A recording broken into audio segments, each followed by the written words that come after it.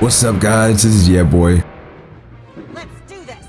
This is a review on the Tier 7 premium battleship, the West Virginia. It is the 7th Tier 7 battleship to be released, and I had a lot of fun playing it, so I have a really good review for you guys. I'm going to show y'all a whole bunch of different clips. This clip right here, this match, is the closest thing to a full match that I'm going to give y'all. I have so many clips to show y'all that this video, it would take way too long to show y'all an entire match and also show y'all all the other clips I want to show y'all. So I'm just gonna fast forward through a whole bunch of it. Throughout the whole video, I'm just gonna show y'all a whole bunch of clips, salvos, and stuff. Yeah, then I'm gonna get into some stats, just give you my basic thoughts on this ship. So my first impression is that this ship has really good salvos. This is one of my favorite Tier 7 battleships to play. I typically have not enjoyed Tier 7 battleships because of dispersion and maneuverability and whatnot, but this one was very enjoyable. I enjoyed it just from the very first match that I played. This is where I'm going to start showing you guys a whole bunch of different clips of just attacking various ships so y'all get a feel for what it's like to hit just about every type of ship out there. And look at this target lock issue. I'm trying to get my aiming indicator way in front of that Nuremberg, but the target lock kept switching to the Minsk or whatever, the destroyer, which is something that we've all wanted them to fix for a very long time, but they haven't fixed it. Actually, the target lock issue is actually my very first video that I uploaded to YouTube when I wasn't even trying to be a YouTuber. Now look at here, we lost the match. Notice how my team has a ton of damage, yet the enemy team still won. That's because capping zones is more important than damage. You will notice that I was in the cap, I was in there maintaining control, but my team, no matter how many times we capped, we just let them hold that zone for so long that we ended up losing despite how much damage we did. Look here, this Kagero. If you want to back up the video and look again, I saw that Kagero and started turning the other direction before he launched these torpedoes, which allowed me to dodge these. Had I continued reversing in the same direction that I would have been hit by every one of those torpedoes. So the ship does pretty good at dodging torpedoes or baiting them. It's not the best, it's definitely not the best at dodging and baiting, but it does do the trick. Look at that. That salvo at the last second won us the match. That was pretty cool. I just wanted to include that because that was an awesome last second win. Retargeting a destroyer. Beginning of a match. HE rounds. So it doesn't do as much damage as I would like doing a full salvo of HE rounds on destroyers. I can get a whole lot more damage in other ships on a destroyer at the beginning of a match, like, for example, a Fuso. This is a 13-kilometer shot, just to show y'all what it does at 13 kilometers. I enabled precise aim, and that salvo had really good dispersion on it, so I'm very pleased with long-range accuracy.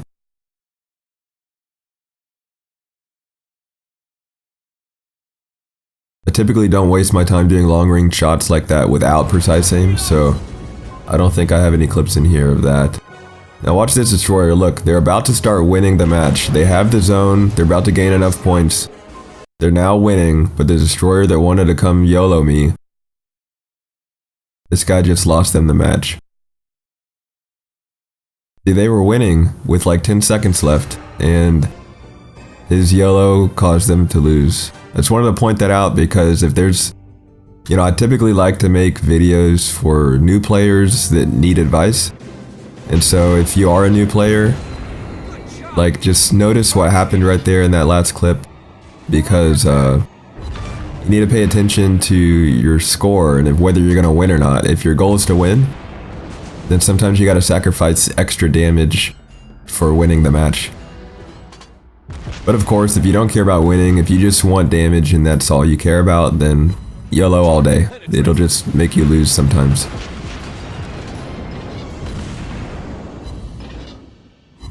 Now look at there, my secondaries right there. That was my secondaries that caused those 3 fires. That was pretty cool.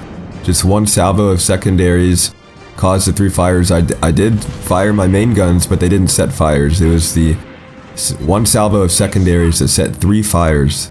That was pretty cool.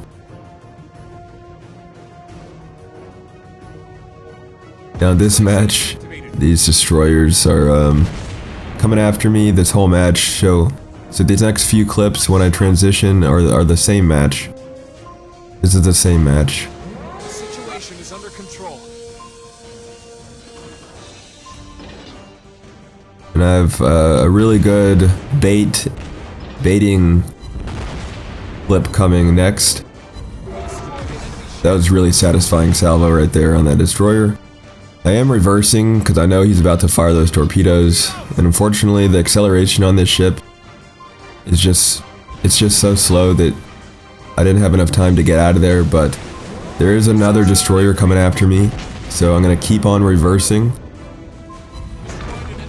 and show you how I'm gonna bait these torpedoes. Now watch, my main guns are on the right side of my ship, and he's coming toward me, so I'm baiting him right now. I'm saying, hey, look at the torpedo path, it looks so good. Like I'm reversing in this direction, that looks like a really good path. Come on, just launch those torpedoes. Let's go. Turn and launch, and then keeping my main guns on the right side of my ship, because now that he's turning, he's launching those torpedoes.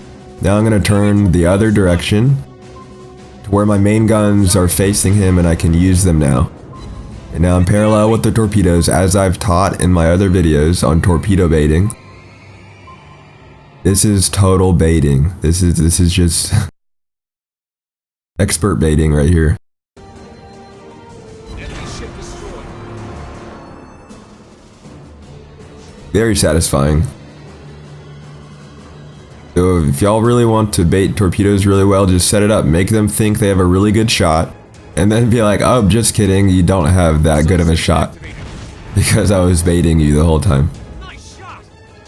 It's really satisfying, guys. I highly encourage you to put into practice baiting and dodging techniques, because it feels great when you do it.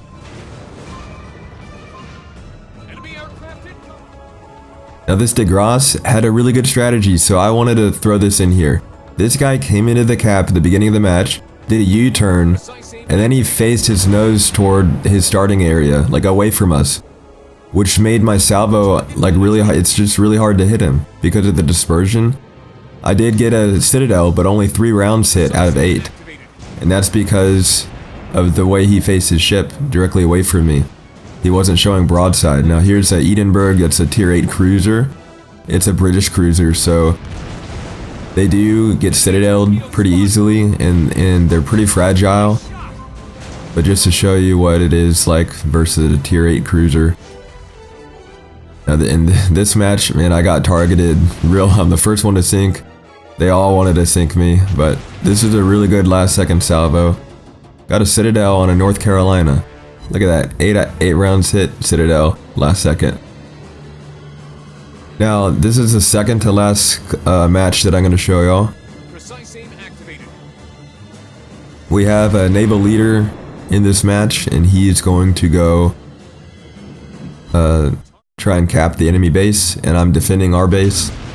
He's actually one of the previous naval rulers as well, meaning he won first place in ranked during one of the seasons. I think it was the summer season. But him and some other teammates are going to go cap the enemy base, or try to, and I'm going to stay here and defend. I wanted to show y'all this match because I had a whole lot of really good salvos. It just felt good. It felt like a good match because most of the salvos I'm hitting 7 rounds out of 8, and I was sort of alone over here. There weren't very many teammates. Like right now, it's just me and the aircraft carrier defending the base. So I feel like we did a really good job in this match defending with just the 2 of us, and got really good salvos. This ship consistently gives off good salvos. It's definitely one of the most enjoyable ships to play. Now let me start getting into some stats. Just so you know, once this match is over, the next clip, actually, you know what, this might not be, actually, this might not be the last clip. I think it is the last match though. So anyway, the last match that I'm going to show y'all after this one is just one ship being sunk, and it was just really good teamwork, so I wanted to include it and show you guys what really good teamwork looks like at the beginning of a match. Me and my entire team targeted the same enemy right at the get-go and sunk him really fast. It was just really nice to have a team like that, to see someone get sunk so quick with everybody firing at him. It's right here. So now let me start getting into these stats. The West Virginia is number 4 in terms of hit points amongst the tier 7 battleships. It's number 1 in terms of fire and flooding resistance. It's number 1 in terms of torpedo damage reduction. As far as speed, acceleration, and turn time goes, it's number 6 in terms of speed, number 5 for acceleration, and number 2 for turn time. So although it's number 6, meaning second to last in terms of speed, it's actually last place in terms of speed. It's just number 6 because number 6 and 7 are tied. This and the Colorado are the slowest, so they're both tied at number 6 in last place. And though it's number 5 in terms of acceleration, second to last, second to slowest acceleration, it is number 2 in turn time. The total amount of time it takes to turn, yeah, it's number 2, so second fastest to turn around. The main guns are number 3 overall. If you look at the high explosive rounds, it's number 3 in terms of both salvo damage and damage per second. And as far as armor penetration rounds, AP rounds, it's number 3 as well, with largest salvo damage and damage per second, both independently verified. Now, as far as turret traverse speed, it's number 2, along with every other tier 7 battleship. There's only one other tier 7 battleship that has a faster turret traverse speed, main gun traverse speed. And so this ship, along with the other 5, are number 2, because they all have the same traverse speed. And as far as anti-aircraft damage, it is number 1. This ship, the West Virginia, has the best anti-aircraft in a battleship at tier 7. So overall, if I average all of that, if I average all of those rankings for the West Virginia, it averages at rank number 2.8, so just better than third place. Because most of the time it's rank number 3 on average, but sometimes it's rank number 1. It averages a total of 2.8. So that's pretty good. This ship is definitely one of the best battleships you can play. I would play either this battleship or the Nelson if I was going to play a tier 7 battleship. I typically don't play tier 7 battleships because I don't have this ship or the Nelson on my personal account, only the press account. But if I did have them on my personal account, I would play this ship or the Nelson depending on my playstyle. If I want to set lots of fires, I'm going to play the Nelson.